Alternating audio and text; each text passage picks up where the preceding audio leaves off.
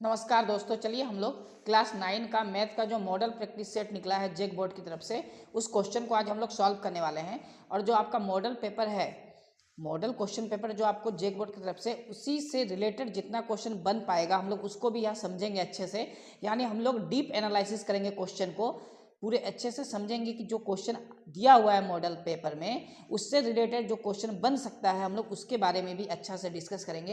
यानी क्वेश्चन तो आपका टोटल 40 है, लेकिन हम लोग उस 40 क्वेश्चन से जितना क्वेश्चन बन पाएगा, जिस टाइप का बनेगा, सबका हम लोग डिस्कशन करेंगे। अगर आप जैक बोर्ड से संबंधित हैं या जैक बोर्ड में आप पढ़ते हैं, आप झारखंड में हैं, तो आप चैनल को जल्द से जल्द सब्सक्राइब कर लीजिए।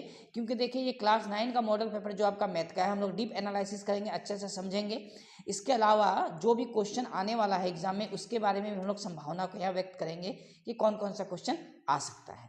क्लियर है इस बात का? चलिए तो देखिए, जैसा पहला क्वेश्चन लिखा हुआ आप देख पा रहे होंगे, हम लोग अच्छे से इसको समझेंगे। ठीक है, तो पहला क्वेश्चन में क्या लिखा हुआ है देखिए। क्वेश्चन नंबर 1 इसमें दिया हुआ है 7x² प्लस 6x-2। ठीक है, इसमें बोला गया है कि x का गुणनखंड लिखने। ठीक है, अब जरूरी नहीं है कि यही क्वेश्चन एग्जाम में आपसे पूछ ले, लेकिन इसी टाइप का पूछेगा, ये बात तो फिक्स होने वाला है। क्योंकि जो मॉडल प्रैक्टिस सेट होता है वो ये बताता है कि क्वेश्चन किस टाइप से आपसे एग्जाम में पूछा जाएगा। क्लियर है यहाँ तक?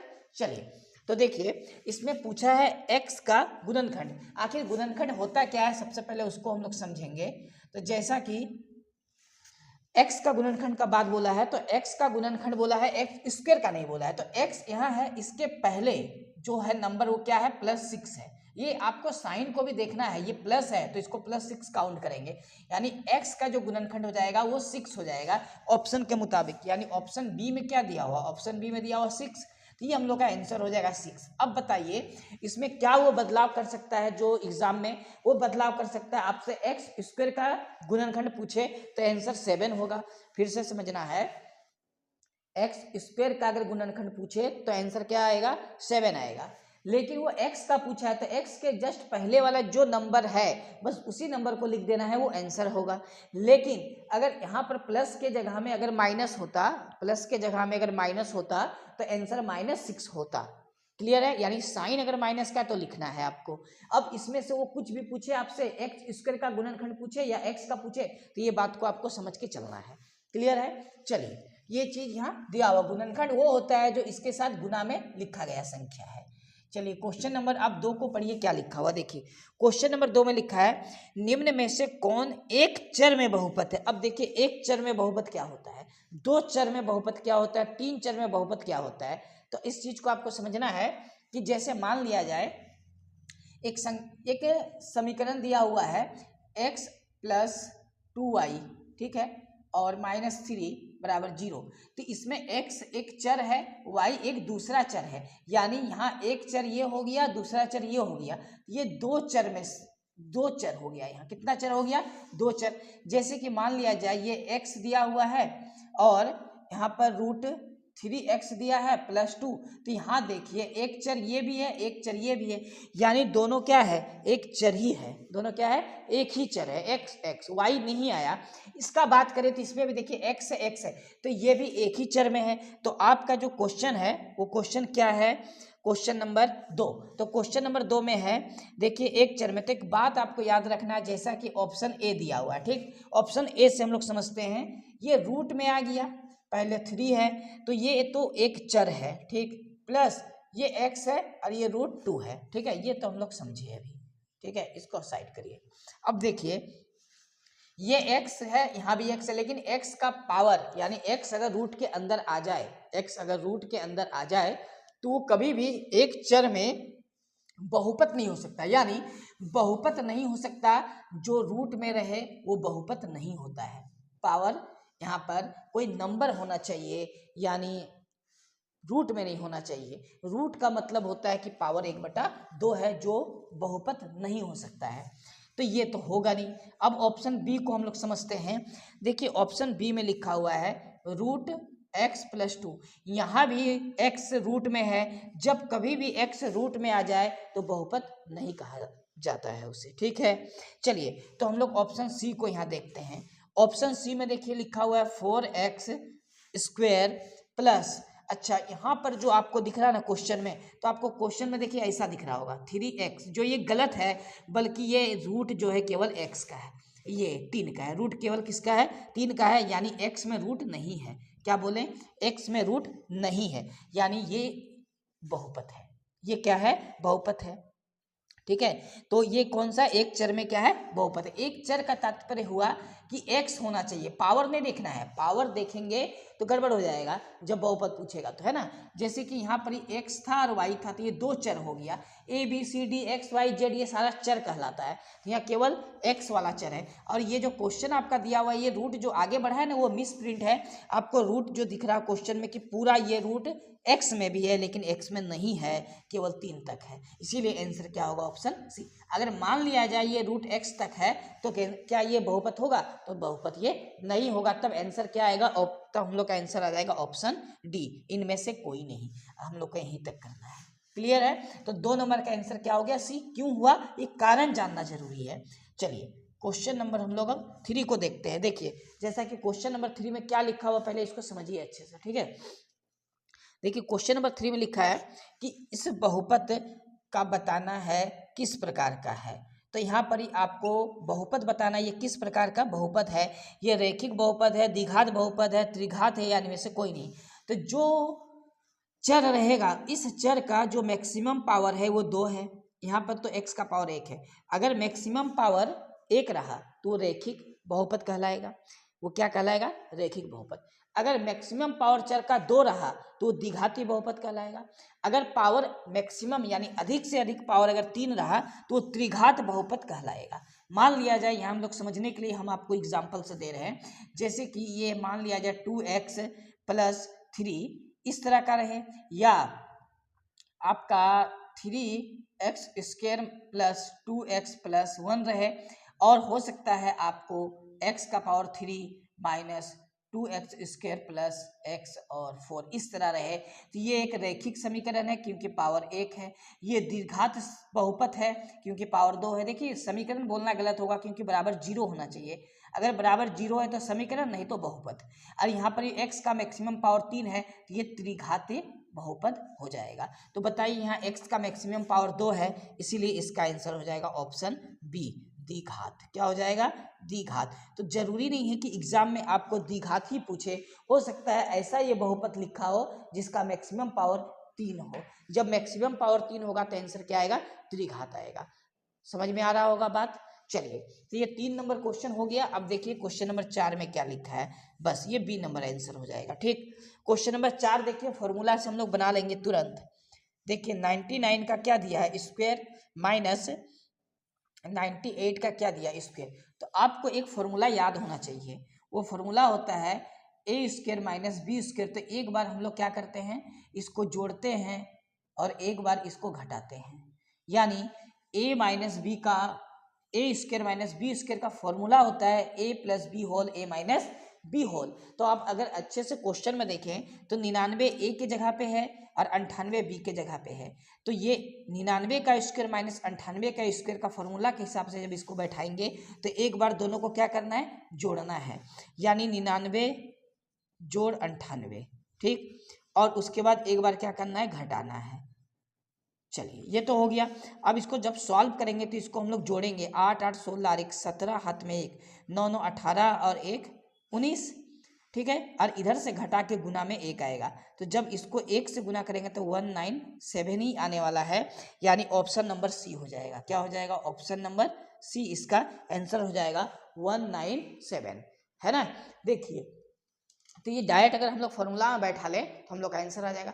नहीं, अगर आपको लग रहा है नहीं सर हम फॉर्मूला में नहीं बैठाने वाले हैं, तो आप ऐसा करिए 99 का स्क्वायर करिए, यानी 99 को 99 से गुना करना है जो आएगा, फिर 98 का स्क्वायर करना है, यानी 98 को 98 से गुना करना है, इसके बाद दोनों को घटा दीजिए, आंसर यही आएगा। या तो फॉर्मूला के हिसाब से बनाना है या तो फिर दोनों को हम लोग का स्क्वायर करके घटा देना है, एक ही बात है, आंसर वही आने वाला है। अगर किसी को फॉर्मूला नहीं याद है तो आप डायरेक्ट 99 का स्क्वायर करिए और 98 का स्क्वायर करके घटा दीजिए, आंसर तो 197 ही आएगा, यानी ऑप्शन कौन सा हो जाएगा, सी नंबर हो जाएगा। यहाँ तक बात समझ में आया। चलिए क्वेश्चन नंबर हम लोग 5 को यहाँ देखते हैं, है ना। क्वेश्चन नंबर 5 इसको पढ़िए, लिखा है बिंदु कुछ दिया है, ये किस चतुर्थांश में स्थिर है ये बताना। देखिए पॉइंट क्या क्या है पहले समझते हैं पॉइंट को, है ना। 1 2, उसके बाद दिया -2,3 है, और दिया हुआ है क्वेश्चन में 2, -3 है। ठीक है, ये बोला गया है किस चतुर्थांश में स्थित। अब चतुर्थांश क्या होता है वो समझना जरूरी है आपके लिए। देखिए ये तो है एक चतुर्थांश जिसमें ये वाला होता है एक्स अक्ष और इसको बोलते हैं एक्स डैश, इसको बोलते हैं वाई अक्ष और इसको बोलते हैं वाई डैश अक्ष। ठीक है, अब ये पॉइंट हम लोग का ओरिजिन होता है जो पॉइंट एक दूसरे को काटता है, एक्स अक्ष और वाई अक्ष। ठीक है, ये पॉइंट। अब इधर से जो ये पहला वाला एक्स और वाई वाला जो अक्ष बना है जो चतुर्थांश, इसको पहला चतुर्थांश बोलते हैं। और इधर से हम लोग इधर से लेते हैं काउंट, इधर से आपको नहीं गिनना है बल्कि इधर से गिनना है, यानी एंटी क्लॉकवाइज। ये हो जाता है दूसरा चतुर्थांश, ये हो जाता है तीसरा चतुर्थांश और ये होता है चौथा चतुर्थांश। 4 भाग में हम लोग बांट दिए। क्लियर है यहाँ तक? देखिए अब बात क्या है कि ये जो चतुर्थांश है इसमें जो भी पहला नंबर लिखा रहेगा वो प्लस के साइन में होगा, और एक्स वाला भी और वाई वाला दोनों प्लस प्लस में होगा। तो बताइए इन 3 ऑप्शन में से यहाँ एक भी प्लस में है, 2 भी प्लस में है, यानी इस चतुर्थांश में कहीं ना कहीं हम लोग को 1 और 2 देखने को मिलेगा पहला चतुर्थांश में। ठीक है, अब देखिए इधर तो हम लोग का प्लस वाला चलता ही है और इधर माइनस वाला होता है। तो बताइए -2x का मान है और ये 3 का मान प्लस में है, तो पक्का ये दूसरा चतुर्थांश में देखने को मिलेगा। तो ये हो गया पहला चतुर्थांश, ये हो गया दूसरा चतुर्थांश। अब ये x का जो वैल्यू दिया हुआ है ये x वाला ये प्लस में है और y वाला माइनस में है, यानी इस चतुर्थांश में देखने को मिलेगा। यानी इसमें हम लोग देख रहे हैं कि ये तीसरा चतुर्थांश में है। ठीक है, यानी हम लोग का तीनों चतुर्थांश में देखने को मिलेगा। अब ऑप्शन के अनुसार हम लोग का आंसर करना है। क्या लिखा है कि ऑप्शन ए में प्रथम चतुर्थांश, ऑप्शन बी दिया एक ही चतुर्थांश में स्थित नहीं है। ये बात तो फिक्स है कि ये तीनों एक ही चतुर्थांश में स्थित नहीं है, इसीलिए हम लोग का ऑप्शन क्या हो जाएगा, बी हो जाएगा। क्या हो जाएगा, ऑप्शन बी एक ही चतुर्थांश में स्थित नहीं है। बात समझ में आया? हो सकता है आपसे एग्जाम में पूछ रहे कि बताइए इनमें से ये किस चतुर्थांश में स्थित नहीं है, तो ये चतुर्थांश 3 में स्थित नहीं है, बाकी सब में है, केवल चतुर्थांश 3 में स्थित नहीं है। बात समझ में आ गया? चलिए ये चतुर्थांश आपको याद रखना है, ये प्लस प्लस वाला होता है, दूसरा वाला जो होता है ना ये माइनस कोमा प्लस वाला होता है, और ये दोनों माइनस माइनस में आएगा, यानी एक्स और वाई दोनों का वैल्यू माइनस में, ये एक्स का वैल्यू प्लस में और वाई का वैल्यू माइनस में आएगा। इस तरह आपको याद करना है इस चतुर्थांश के अनुसार। क्लियर है यहाँ तक? चलिए इतना बात तो समझ में आया। अब देखिए क्वेश्चन नंबर 6 को हम लोग देखते हैं। देखिए क्वेश्चन नंबर 6 में लिखा है एक्स अक्ष से बिंदु, एक्स अक्ष से जो बिंदु दिया है वो बिंदु क्या दिया है, -3,5। ठीक है, एक्स अक्ष से की दूरी क्या है ना, इसका दूरी क्या है। देखिए कभी भी सिंपल सा एक लॉजिक बता रहे हैं, अगर एक्स अक्ष का पूछेगा तो वाई वाला मान आंसर आएगा, वाई अक्ष से पूछेगा तो एक्स वाला आंसर आएगा। लेकिन आखिर कैसे आया उसको समझने के लिए हम लोग ग्राफ पे चलते हैं। देखिए बहुत आसान है इसको समझना। देखिए यहाँ पर समझिए, जैसे कि ये एक्स अक्ष हुआ, ये वाई अक्ष हुआ। ठीक, ये एक्स अक्ष और ये एक्स डैश होता है, ये वाई और ये वाई डैश होता है। इतना हम लोग का बन गया। ठीक, अब देखिए यहाँ पर इधर लेते हैं 1 2 3 4 5, इधर आता है -1 -2 -3, एक्स का मान माइनस में है, -1 -2 -3 -4, यानी यहाँ पर -3 है। ये वाई का मान प्लस में है, 1 2 3 4 5 यहाँ पर है। ठीक है, अब अच्छे से देखेंगे अगर हम लोग तो इस पॉइंट को जब रेखा पॉइंट से आगे बढ़ेंगे और इससे जब इधर बढ़ेंगे, इसको हटाइए अभी, तो इस पॉइंट पे हम लोग को मिलेगा, इस पॉइंट पे मिलेगा, है ना। तो इस पॉइंट पे मिलेगा, तो ये बिंदु यहाँ पर -3,5 है।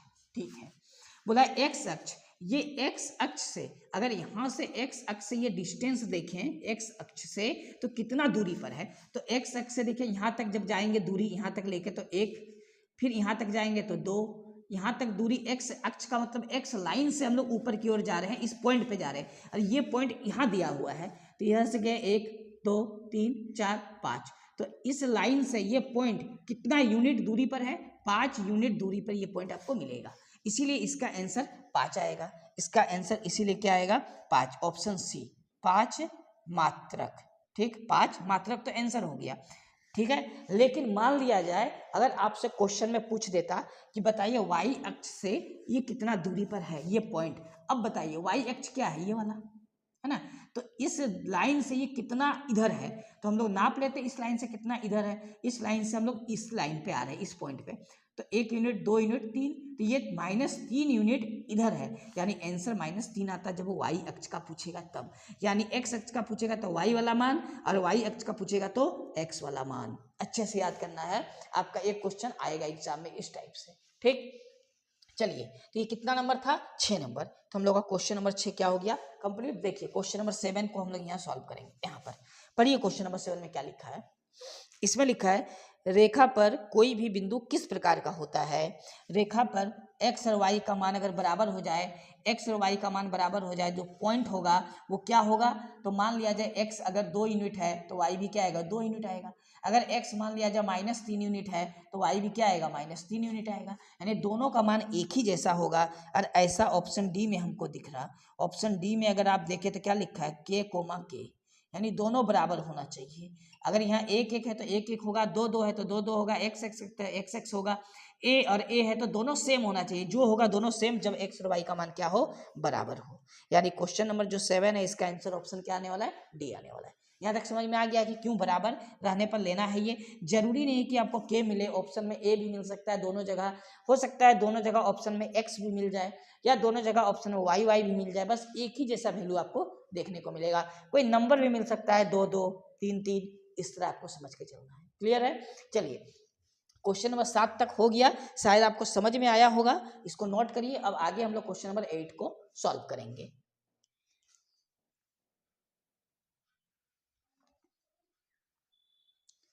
देखिए क्वेश्चन नंबर 8 से सॉल्व करते हैं। 7 तक तो हो चुका था। देखिए क्वेश्चन नंबर आपको समझना जरूरी है ना। जरूरी नहीं कि एग्जाम में यही क्वेश्चन आएगा, इससे टाइप का क्वेश्चन आता है। तो क्या लिखा हुआ है, समीकरण 2 + 2 नहीं है, क्या समीकरण x + 2y = दिया हुआ है कितना, 6। इसका वैल्यू क्या होगा, x और y का मान, ठीक है। तो आप ऑप्शन से बनाइए x और y का मान बैठा के। तो x के जगह पे ऑप्शन ए से अगर हम लोग लेते हैं, किससे, ऑप्शन ए से, जहाँ की 2,2 है।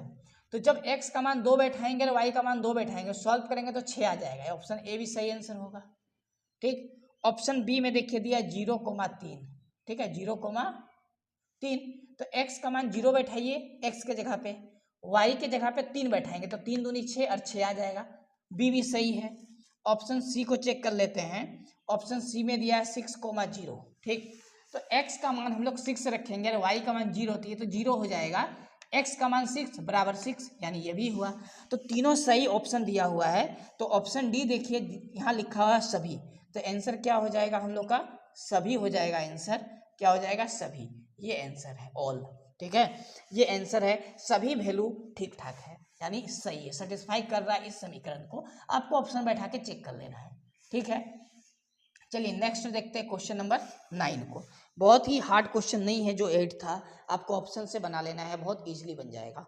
अब देखिए क्वेश्चन नंबर 9 में लिखा है, 2 समानांतर रेखाओं की ढलानें होती है। तो बताइए 2 समानांतर जो रेखा है उसकी ढलानें क्या होती है। आपको तो ये पता होगा कि समानांतर रेखा होती क्या है, ठीक है।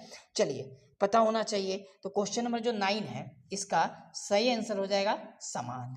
2 समानांतर रेखा क्या होती है, समान होती है। क्या होती है, समान। अच्छा समानांतर रेखा समझा देते हैं। यहाँ देखिए समान आंसर होगा ऑप्शन ए। जैसे ये रेखा है, ठीक, और ये रेखा है, तो ये एकदम इक्वल समान है, मतलब इनका बीच का जो दूरी है ना वो प्रत्येक पॉइंट पे बराबर होगा। प्रत्येक पॉइंट पे ये बीच का दूरी हमेशा गैप बराबर होगा। ये कितना बड़ा है, ये कितना बड़ा है, इससे फर्क नहीं पड़ता है। ये जितना भी बड़ा रहे और ये जितना भी छोटा रहे, बस बीच का गैप इक्वल होना चाहिए, बराबर दूरी का होना चाहिए। अगर यहाँ से यहाँ तक हर पॉइंट पे इसका गैप इक्वल आएगा तो उसको समान, यानी ऑप्शन ए इसका सही होगा। चलिए क्वेश्चन नंबर 10, इसमें लिखा है जिस आयत की सभी भुजाएं बराबर हो उसे कहते हैं। देखिए ये एक आयत है, हम क्या बोले, आयत है, ठीक है। देखिए सीधा होगा दाग सब, ठीक है। तो आयत है, तो आयत अगर ये है तो पक्का है इसका प्रत्येक कोण 90 डिग्री होगा, क्योंकि आयत का प्रत्येक कोण क्या होता है। और बोला है सभी भुजा बराबर है। अगर कोई आयत है उसका सभी भुजा बराबर है तो इसको हम लोग क्या नाम दे देते हैं, वर्ग दे देते हैं। क्या नाम देते हैं, वर्ग। यानी क्वेश्चन नंबर जो आपका 10 है इसका सही आंसर हो जाएगा ऑप्शन सी, वर्ग। यानी ऐसा आयत जिसका प्रत्येक भुजा बराबर हो, यानी सभी भुजा बराबर हो, ऐसा आयत जिसका सभी भुजा बराबर हो वो आयत ना बल्कि वर्ग कहलाता है। यानी इस बात को आपको समझना है कि प्रत्येक वर्ग को हम लोग आयत बोल सकते हैं, लेकिन प्रत्येक आयत को हम लोग वर्ग नहीं बोल सकते हैं। ठीक है, चलिए क्वेश्चन नंबर 11 बोला वह कोण जो 180 डिग्री से अधिक होगा, क्या होगा, 180 डिग्री से अधिक होगा, ठीक है, तथा 360 डिग्री से कम हो क्या कहलाता है। तो बताइए, आपको ये पता होना चाहिए कि अधिक कोण क्या होता है और नयन कोण क्या होता है, समकोण क्या होता है। ठीक है, आपको ये पता अगर नहीं है तो फिर तो ये आंसर आप नहीं बता पाइएगा। तो 11 का आंसर क्या होना चाहिए आप पढ़ के बताइए। तो देखिए, इस बात को आपको समझना है क्या बताया जा रहा है यहाँ पर। जैसे ये कोण है ना, ये कोण है, तो ये पूरा कितना हो गया 180 का। अब जैसे इसको पार करेंगे तो 180 से क्या हो गया, ये ज़्यादा 100 मान लिया जाए, ये हम लोग थीटा है, एक्स है, ठीक है। तो एक्स का मान क्या है 180 डिग्री से ज़्यादा, लेकिन बता रहा 360 डिग्री से कम। तो जब इस बीच का कोण मिल जाए तो इसे हम लोग प्रतिवर्ती कोण कहते हैं। क्या कहते हैं, प्रतिवर्ती। अब देखिए ऑप्शन बी में दिया हुआ है, ऑप्शन बी में दिया हुआ है, क्या दिया है, प्रतिवर्ती कोण, यानी ऑप्शन बी इसका आंसर हो जाएगा। तो आपको देखिए ये समझना होगा कि प्रतिवर्ती कोण क्या होता है। तो ये प्रतिवर्ती कोण है, फिर से एक बार हम समझा रहे हैं इसको। देखिए प्रतिवर्ती क्या होता है, ठीक है, आप समझिए पहले। यहाँ देखिए प्रतिवर्ती कोण इसका आंसर है, चलिए सी, ठीक है। जब कभी भी ऐसा एंगल जो 180 को पार कर जाए लेकिन 360 से कम हो, अभी 360 पूरा पहुंचा नहीं है ना, ये पूरा पहुंचा नहीं है, यहीं रुक गया कहीं बीच में। यानी ऐसा x मान लीजिए कोई एंगल है, 180 से तो बड़ा होगा लेकिन 360 डिग्री से छोटा होगा, उसे प्रतिवर्ती कोण कहा जाता है। प्रतिवर्ती कोण कंप्लीट है, ठीक है। चलिए प्रतिवर्ती कोण समझ में आ गया, तो क्वेश्चन नंबर 12 पे चलते हैं हम लोग। क्वेश्चन नंबर 12 में लिखा उस कोण का माप क्या होगा जो अपने संपूरक कोण का आधा है। ठीक है, अब समझिए संपूरक कोण क्या होता है। दो कोणों का योग हमेशा क्या होता है, संपूरक होता है। दो कोणों का योग क्या होता है, हमेशा संपूरक। तो मान लेते हैं जैसे समझने के लिए कि एक कोण मान लिया जाए 120 है, तो बताइए इसका संपूरक क्या होगा। तो इसका संपूरक होगा 60। क्यों, क्योंकि दो कोणों को जोड़ने पर कितना आता है, 180 आता है। जब दो कोणों का जोड़ 180 हो तो उसे संपूरक कहते हैं। यहाँ तक तो समझ में आ गया। तो अब बताइए ऐसा कोण आपको ढूंढना है इसमें से जिसका आधा संपूरक हो। तो अगर हम लोग 60 लेंगे तो 60 का आधा 30 होगा, और 30 को 60 में जोड़ के 180 तो आएगा नहीं। हम लोग कोण 120 को लेते ही ऑप्शन से ही लेना है, तो ऑप्शन सी क्या दिया है 60। तो क्या पूछा है आपसे, बोला उस कोण की माप क्या है जो अपने संपूरक कोण का आधा है। अच्छा ऑप्शन सी लेते हैं, संपूरक का आधा है। तो एक चीज यहाँ देखिए 60 डिग्री ले लेते हैं, 60 का संपूरक क्या हुआ, तो 60 का संपूरक निकालने के लिए हम लोग 180 से माइनस किए, कितना है 120। तो इसका संपूरक 120 है और इसका ये क्या है आधा, इसका ये क्या है आधा। बात समझ में आया, इसीलिए आंसर हम लोग का क्या होगा, सी नंबर हो जाएगा। क्लियर है यहाँ तक, कोई डाउट नहीं है। चलिए अब हम लोग आगे देखते हैं। क्वेश्चन नंबर 12 का आंसर ऑप्शन सी हो गया, और ये अच्छा क्वेश्चन है, आप इसे समझ के अच्छे से जाइएगा। फिर से एक बार हम समझाते हैं। देखिए क्वेश्चन नंबर 12 किधर चल गया, ये रहा। हाँ, तो क्या बोला है, क्वेश्चन को आप पढ़ के समझिए। उस कोण की माप क्या है जो अपने संपूरक कोण का आधा है। अपने संपूरक कोण का क्या है, आधा है, ठीक है। तो मान लेते हैं कि हम एक कोण क्या लेते हैं 60, इसका संपूरक कितना है 120, तो 120 का ये आधा ही है ना, इसीलिए ऑप्शन सी आंसर हुआ। ऐसे समझना है आपको, क्योंकि इसका भी हम लोग मान लीजिए मैथ बनाएंगे बहुत बड़ा होगा, ऑप्शन से आप बनाइएगा जल्दी बनेगा। चलिए तो हम लोग क्वेश्चन नंबर 13 पे आते हैं। बोला दो सर्वसम आकृति होते हैं। देखिए दो सर्वागसम आकृति हमेशा समान होता है, इसको परिभाषा के तौर पे याद कर लेना है। तो आंसर हो जाएगा समान, क्या हो जाएगा समान, ऑप्शन बी। 14 नंबर में लिखा है कि त्रिभुज क्या दिया है, त्रिभुज ए बी सी, ठीक है, ए बी सी सर्वागसम है, त्रिभुज पी क्यू आर के सर्वागसम है। तो पूछा है आपसे पी और आर किसके बराबर आएगा, तो बताइए पी यहाँ है आर यहाँ है, हम लोग यहाँ से पी यहाँ से आर लिए, तो पी ये किसके बाद जाएगा, ए के साथ ए लेंगे, सी किसके साथ जाएगा, लास्ट वाला के साथ, क्योंकि सर्वगसम है तो यहाँ से आर लेंगे। यानी पी आर किसके बराबर करना है हम लोग को, ए आर के बराबर, P R A C, sorry यहाँ से सी लिए ना, तो ए सी के बराबर होगा। यानी क्वेश्चन नंबर 14 का आंसर ऑप्शन ए हो जाएगा, ए सी। ठीक है, इस तरह आपको सोचना है। पहला वाला पहला के साथ जाएगा, थर्ड वाला के साथ जाएगा और बी क्यू के साथ जाएगा। ठीक है, तो ऑप्शन आपका हो जाएगा ए सी।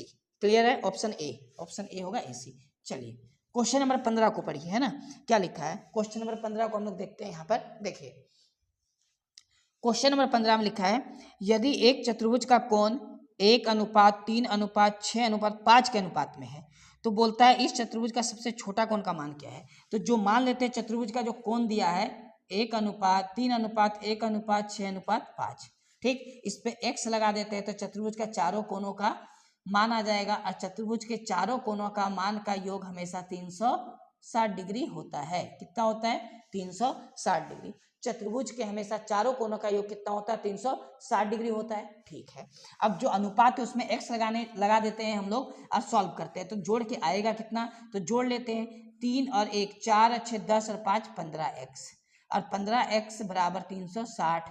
15 से इसको हम लोग कैंसिल कर देते हैं तो 15 दूनी 30 और 15 चौक 60, यानी 24 आ जाएगा। x का मान अगर 24 है तो एक x सबसे छोटा है, 1 से 24 को गुना करेंगे तो 24 ही आंसर आएगा। यानी क्वेश्चन नंबर 15 का सही आंसर ऑप्शन बी हो जाएगा, 24। क्लियर है यहाँ तक?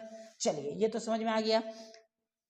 क्वेश्चन नंबर 16 को देख लेते हैं। इधर देखिए क्वेश्चन नंबर 16 क्या लिखा हुआ है। क्वेश्चन नंबर 16 में लिखा है, यदि एक समांतर चतुर्भुज ABCD में कोण D 125 डिग्री हो तो A का मान ज्ञात कीजिए। सबसे पहले समझने के लिए हम लोग एक समांतर चतुर्भुज बनाते हैं। ठीक है, सम चतुर्भुज नहीं है बल्कि समांतर चतुर्भुज है, जो आयत के माफिक ही बनता है, लेकिन थोड़ा ये तिरछा हो जाता है।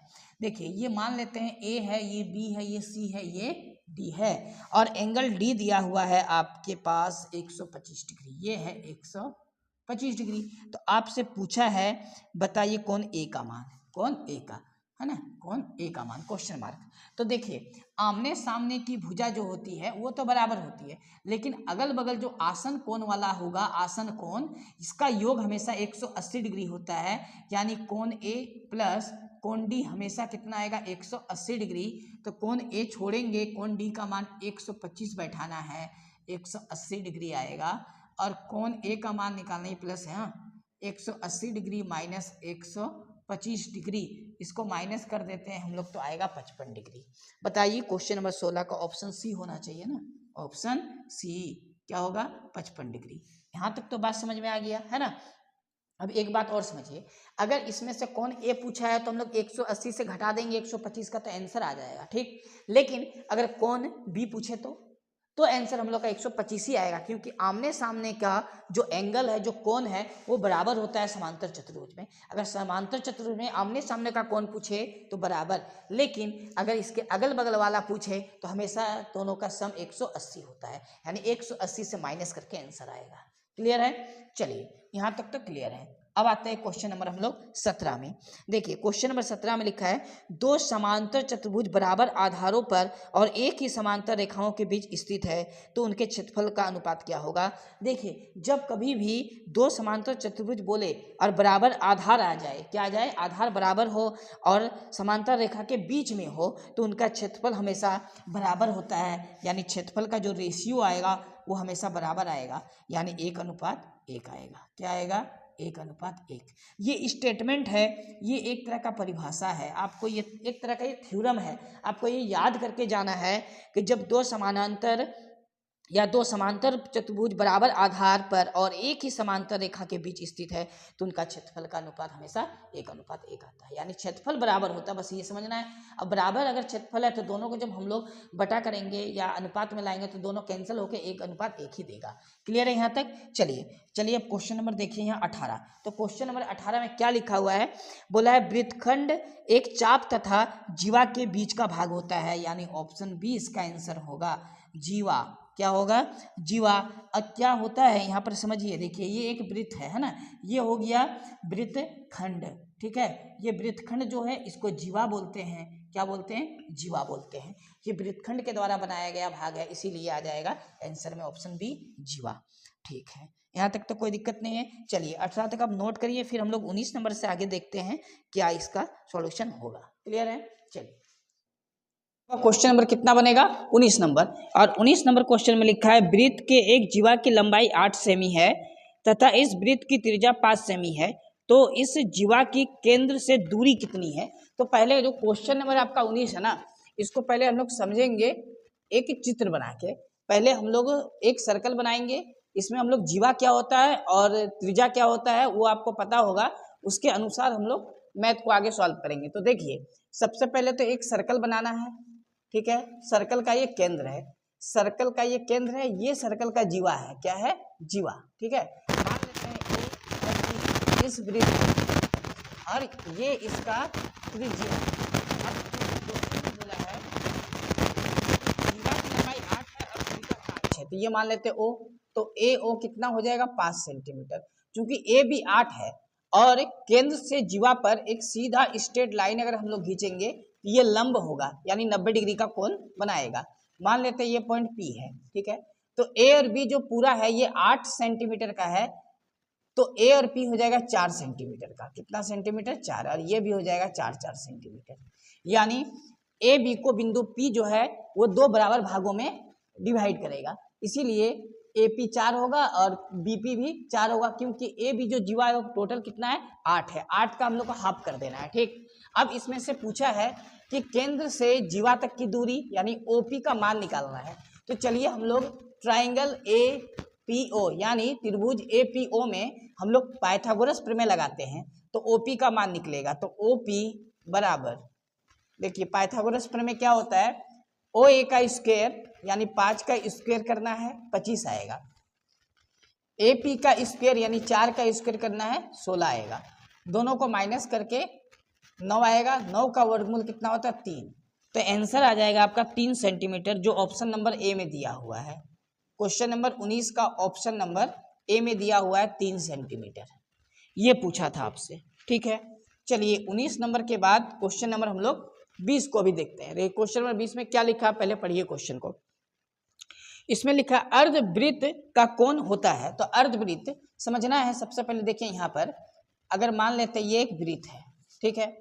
तो अर्धवृत्त जो होता है एकदम ये व्यास से एक दूसरे को काटता है, किससे काटता है, व्यास से। तो अब ये जो अर्धवृत्त बन गया, नीचे भी अर्धवृत्त है ऊपर भी अर्धवृत्त है, तो केवल अर्धवृत्त बनाना है, तो हम लोग क्या करेंगे, इसको हटा देंगे, बन गया अर्धवृत्त।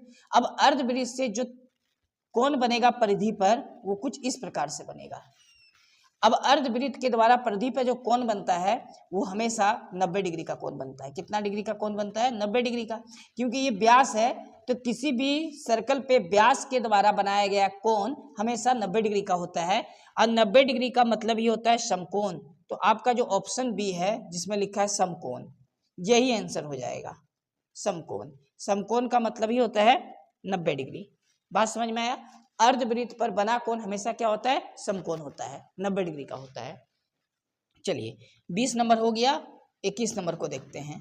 देखिए 21 नंबर में लिखा है यदि ए बी और सी एक त्रिभुज की 3 भुजाओं के लंबाई हैं, क्या होते हैं समझना है। यहाँ एक त्रिभुज बनाना है आपको और इसका नाम दे देते हैं ए बी सी, ठीक है, ए बी सी।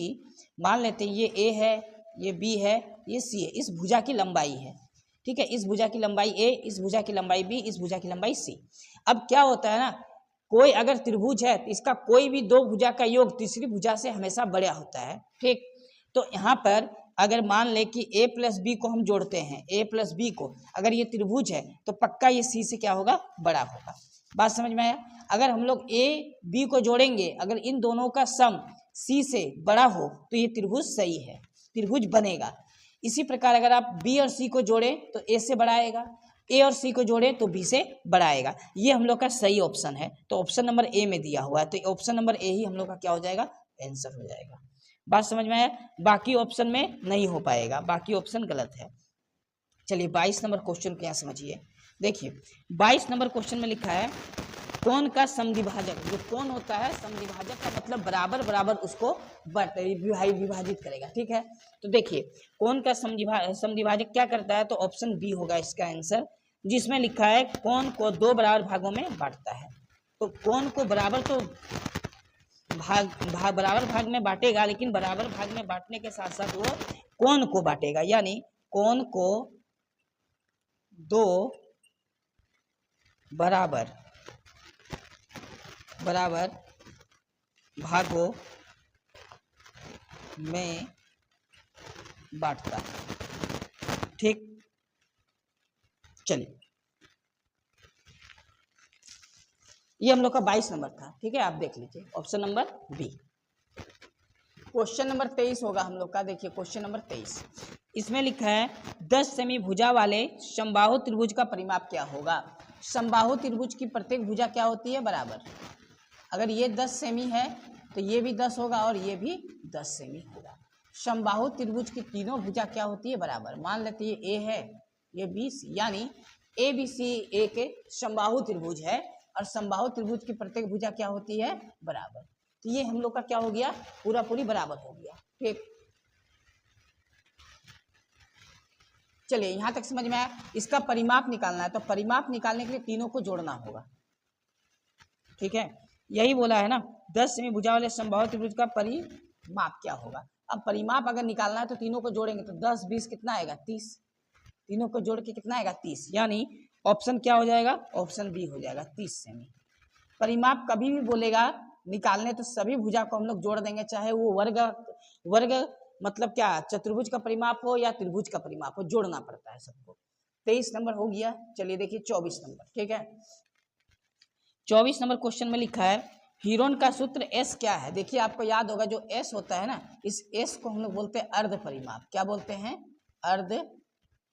अर्ध परिमाप। तो आपका ऑप्शन क्या हो जाएगा, अर्ध परिमाप बोलते हैं तो ये त्रिभुज का अर्ध परिमाप है, यानी ऑप्शन सी हो जाएगा, त्रिभुज का अर्ध परिमाप।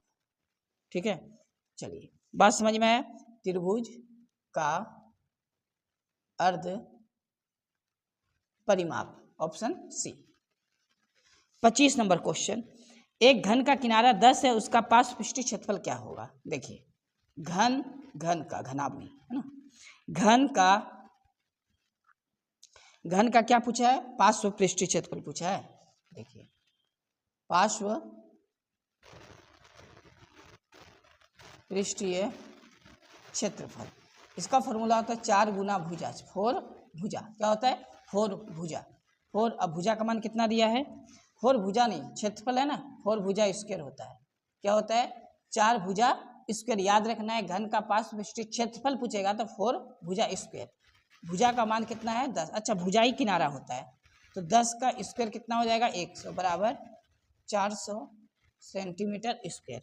तो क्वेश्चन नंबर 25 का सही आंसर ऑप्शन सी हो जाएगा, 400 सेंटीमीटर स्क्वायर।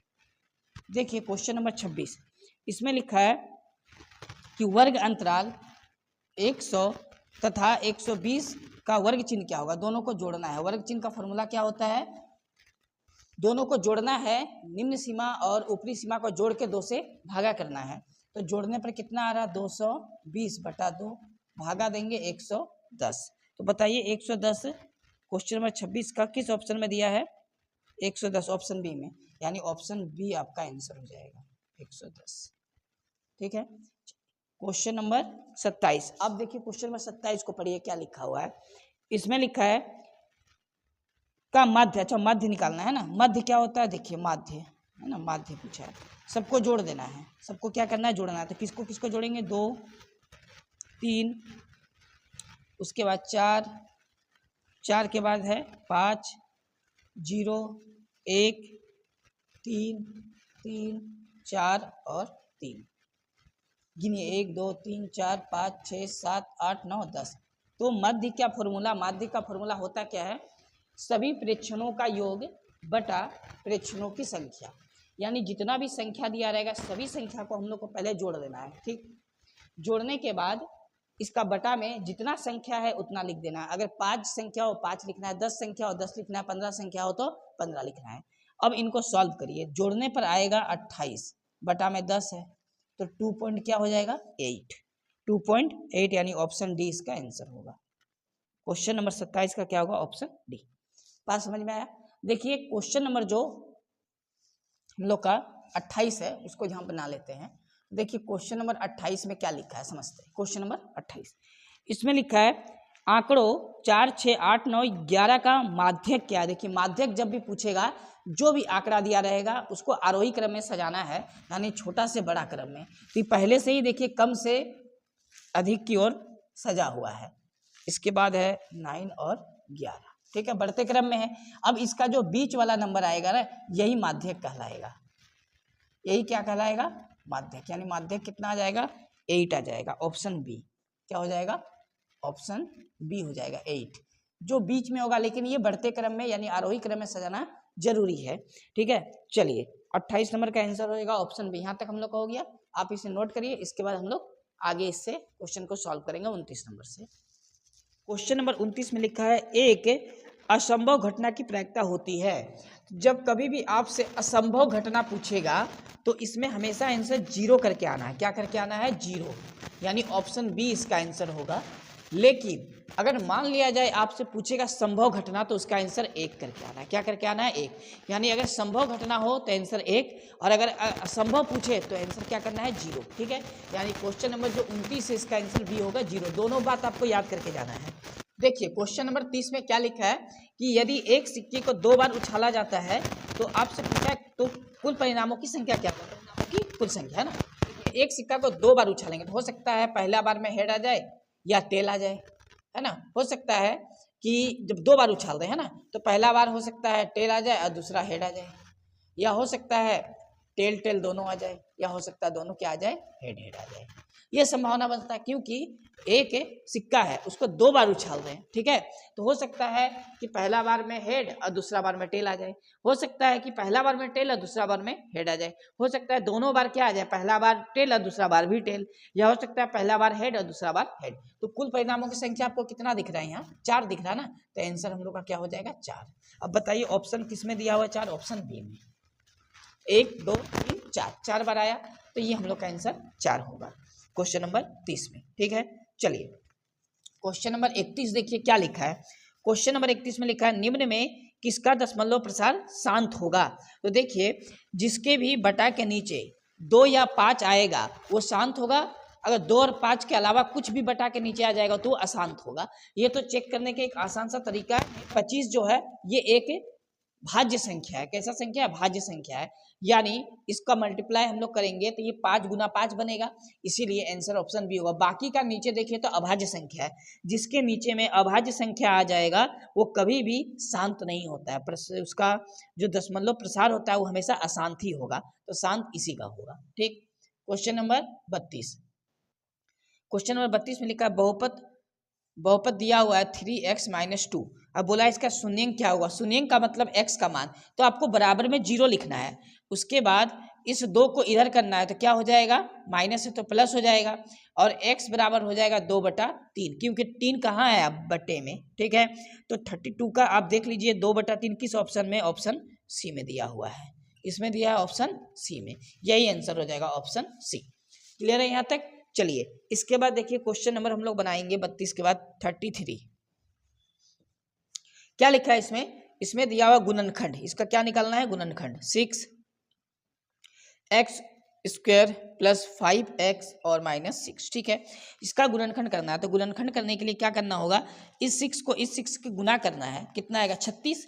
अब बताइए इस 5 को ऐसा 2 नंबर में ब्रेक करना है जिसको गुना करके 36 से घटा के 5, तो वो हो जाएगा 9 और माइनस में आ जाएगा 4। 9 × 36। ठीक है, 9 × 36, 9 से 4 गया तो 5 आएगा। ठीक है, और ये x यहाँ लिख दिए माइनस में 6। बात समझ में आया? तो हम लोग को क्या करना है? फैक्टर करना है। पहले इस 6 को इस 6 से गुना करना है। कितना आएगा? 6 × 36। यहाँ पर 36 है ऐसा समझना है। इसके बाद इस 5 को ऐसा 2 नंबर में लिखना है। यहाँ घटाव है इसलिए घटाने पर 5 आना चाहिए, और 9 और 4 को गुना करके 36 आना चाहिए। वो 2 नंबर हम लोग को क्या मिल रहा है? 9 और 4 मिल रहा है। ठीक है, चलिए अब यहाँ से ब्रैकेट को हटाएंगे। 6x² + 9, ये वाला x 9 के साथ भी आएगा और ये x 4 के साथ भी होगा, तो 4x - 6। ये तो हम लोग का गुणनखंड का फॉर्म आ गया। अब चलिए यहाँ से हम लोग करते क्या है ना कि इन दोनों में कॉमन लेते हैं। तो देखिए ध्यान से, इन दोनों में अगर हम लोग कॉमन लेते हैं तो 3 कॉमन आएगा और x भी कॉमन आएगा। तो यहाँ से बचेगा 2x और यहाँ से बचेगा 3। ठीक, यहाँ पर माइनस है तो -2 कॉमन आएगा, तो यहाँ बचेगा 2x और यहाँ बचेगा +3, क्योंकि माइनस प्लस माइनस हो जाएगा। चलिए इसमें से 2x + 3 हम लोग कॉमन लिए तो बचा क्या? 3x माइनस 2 बचा, है ना। अब इसमें से पूछा है किसका वैल्यू, यही पूछा है शायद, है ना, गुणनखंड। तो देखिए ऐसा किस ऑप्शन में दिख रहा, 2x प्लस 3 और 3x minus 2, option number B में दिख रहा। किसमें दिख रहा है, ऑप्शन बी में। यही आंसर है हम लोग का, ठीक है, यही आंसर होगा ऑप्शन बी में जो कि दिया हुआ है। चलिए इतना तो हो गया, ऑप्शन बी हो गया। अब आते हैं हम लोग क्वेश्चन नंबर 34 में। देखिए क्वेश्चन नंबर 34 में लिखा है निर्देशांक का भुज क्या है ना।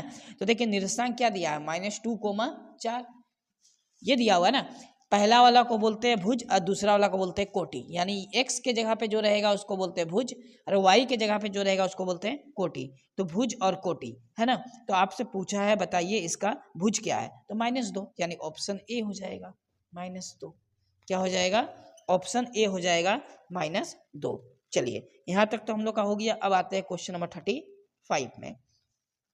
देखिए क्वेश्चन नंबर 35, इसमें लिखा हुआ है यदि बिंदु 3,4 समीकरण 3y बराबर ax प्लस 7 पर स्थित है तो a का मान। देखिए यहाँ पर समझना क्या है कि आपको 3y बराबर ax और प्लस में 7 दिया है, ठीक है। अब चूंकि हमको a का मान पूछा है तो यहाँ y का मान दिया हुआ है क्वेश्चन में 4 और a का मान दिया हुआ है 3। आपको मान बस बैठा देना है। सॉल्व करते हैं, चलिए इसको 4 तिया 12 आया, 7 को इधर लाएंगे तो -7, यहाँ बचेगा 3a। इसको घटा देना है, घटा के कितना आएगा 5, ठीक है। तो a बराबर हो जाएगा 5/3। कितना हो जाएगा 5/3, ऑप्शन सी में आंसर होगा। किसमें होगा, ऑप्शन सी में होगा आंसर, ठीक है। चलिए इस तरह आपको सॉल्व करना है, सिंपल है एकदम। मान बैठा के a का वैल्यू निकल जाएगा 5/3। तो हम लोग का ये क्वेश्चन नंबर कितना था, 35, ठीक है। 35 का ऑप्शन सी हुआ। चलिए अब देखते हैं क्वेश्चन नंबर हम लोग का 36। देखिए क्वेश्चन नंबर 36, इसमें लिखा है 55 डिग्री का पूरक कोण है।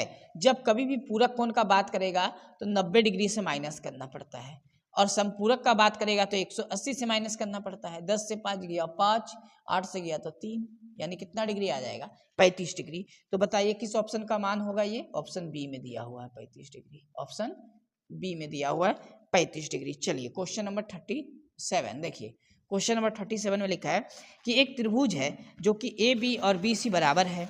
कोण ए 70 है तो कोण बी का मान क्या होगा, ठीक है। चलिए कोण बी 70 है, कोण ए का मान क्या होगा समझना है। पहले ट्राइंगल बनाते हैं हम लोग।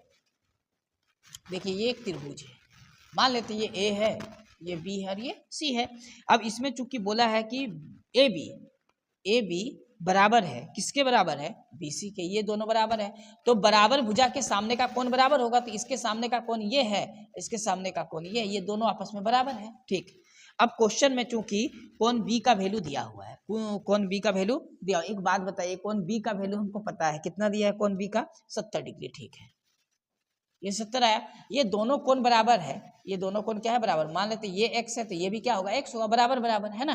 तो त्रिभुज का तीनों कोणों का योग कितना होगा, कोण a भी x है, कोण c भी x है। तो त्रिभुज का तीनों कोणों का योग यानी a plus b plus c 180 degree. कोण a को अभी फिलहाल x माने हैं, b का मान दिया हुआ है 70 डिग्री और c को x माने हैं 180 डिग्री। x जोड़ देना है, 2x, 70 इससे माइनस करेंगे तो 110 डिग्री। 2 से ये कैंसिल हो जाएगा 55 बार में, यानी x का वैल्यू कितना निकल गया, 55 डिग्री। और x ही क्या है, कौन a है या कौन c है, और कौन a ही हमसे पूछा था, इसीलिए क्वेश्चन नंबर 37 का आंसर हो जाएगा ऑप्शन सी, 55 डिग्री। इस तरह आपको सॉल्व करना है, ठीक है। चलिए क्वेश्चन नंबर 38 देखिए। 38 में बोला है एक चतुर्भुज के 3 कोण दिया है तो इसका चौथा कोण क्या है। तो फोर्थ कोण निकालने के लिए 360 डिग्री से टोटल का जोड़ को घटा देना है। तो टोटल कितना है, 75 है, उसके बाद 90 डिग्री है, तीनों को जोड़ना है और घटा देना है, ठीक है। चलिए 360 डिग्री आया, अब तीनों को जोड़ देते हैं। 75 75 तो 150 हो गया, और यहाँ पर 90, तो 150 और 90 कितना हो जाएगा, 240, ठीक है। कितना हो जाएगा, 240। अब इसमें से 240 माइनस करते हैं तो आएगा कितना, 120, ठीक है। तो ऑप्शन किस में दिया हुआ है, 120, ऑप्शन डी में दिया हुआ है, यानी ऑप्शन डी हो जाएगा इसका आंसर 120, ठीक है। आंसर हो गया, यानी क्वेश्चन नंबर 38 का सही आंसर क्या होगा, ऑप्शन डी हो जाएगा, ठीक है।